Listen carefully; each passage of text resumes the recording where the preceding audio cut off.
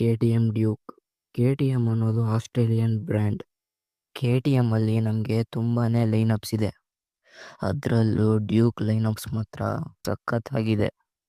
1390, 890, 790, 390, 250, 200, 125 ಮತ್ತು 1390 ಇವೋ ಮತ್ತು 890 Moto GP edition ಕೂಡ ಇದೆ.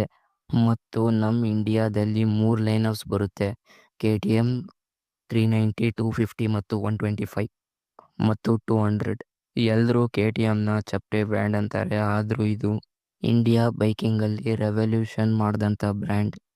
ಇದರಿಂದ ತುಂಬಾನೇ ರೈಡರ್ಸ್ ಕೂಡ ಸ್ಕಿಲ್ಡ್ ಆದರು ಮತ್ತು ಇದು ಮೋಟೋ ಸ್ಪೋರ್ಟ್ಸ್ ಈವೆಂಟ್ ಕೂಡ ಜಾಸ್ತಿ ಇದರಿಂದಾನೇ ನಡೀತಿತ್ತು.